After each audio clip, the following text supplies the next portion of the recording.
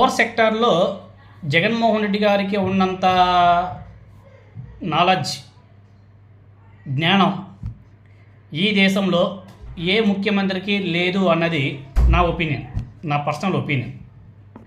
ఎందుకంటే స్వతహాగా జగన్మోహన్ రెడ్డి గారు ఒక బిజినెస్ మ్యాన్. పవర్ సెక్టార్లో ఆయనకు మంచి ఐడియా, మంచి నాలెడ్జ్ కూడా ఉంది ఆయనకి. ఎందుకంటే పవర్ సెక్టార్లో ఆయన బిజినెస్ కూడా చేస్తున్నాడు కాబట్టి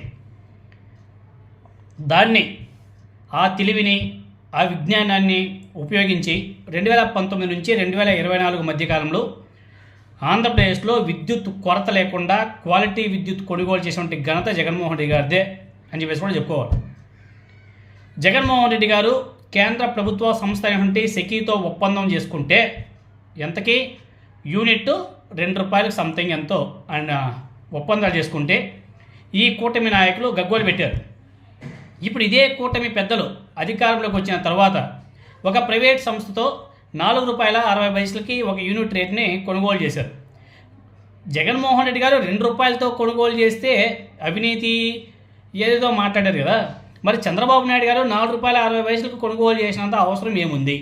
ఇక్కడే తేలిపోతుంది కదా ఎవరు విజనరీ నాయకుడు, ఎవరు దోపిడీ చేసుకునే నాయకుడు చాలా స్పష్టంగా అర్థమైపోతుంది.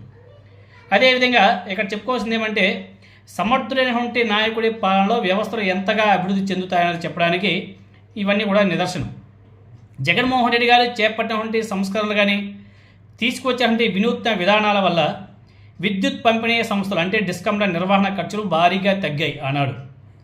ప్రస్తుత ప్రభుత్వం అంటే కూటమి అధికారంలోకి రాగానే రాష్ట్ర ప్రజల మీద అప్రాక్సిమేట్గా 15,485 కోట్ల విద్యుత్ ఛార్జీల భారాన్ని మోపింది రాగానే.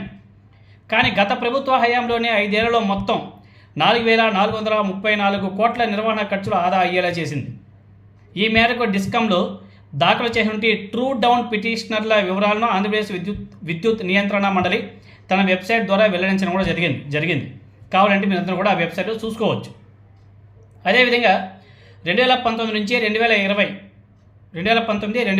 నుంచి 2023, 2024 వరకు ఏపీ ఈపీడీసీఎల్ నిర్వహణ వ్యయాల ఆదా 1,974 కోట్లు.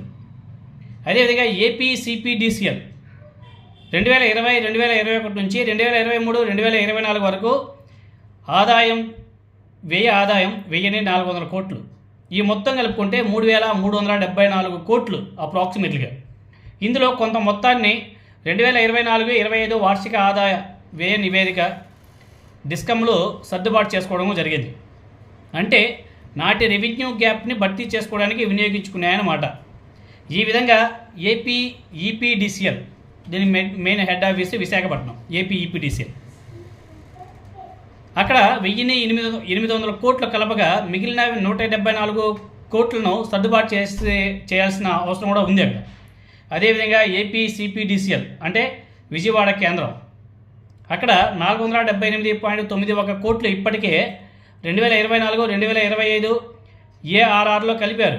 ఇంకా 921 కోట్లు ఉన్నాయి.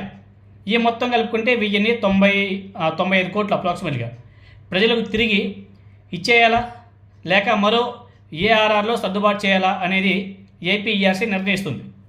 అంతవరకు బాగానే ఉంది. కానీ 2019, 2020 నుంచి 2023, 2024 మధ్య ఏపీ ట్రాన్స్కో విద్యుత్ లైన్లను వినియోగించడంలోనూ విద్యుత్ పంపిణీ సంస్థలు అంటే డిస్కంలో 1,059 కోట్లు మిగిల్చాయి.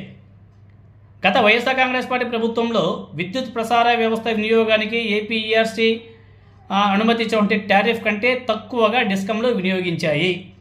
ఇది ఏపీ ఈపీడీసీఎల్లో 383.3 కోట్లు, ఏపీ ఎస్పీడీసీఎల్ అంటే తిరుపతి కేంద్రంగా తిరుపతి హెడ్ ఆఫీస్ 428.57 కోట్లు, ఏపీ సిపిడిసిఎల్ అంటే విజయవాడ 247 కోట్లుగా ఉంది. వీటిని కూడా ఏఆర్ఆర్లో సర్దుబాటు చేశారు.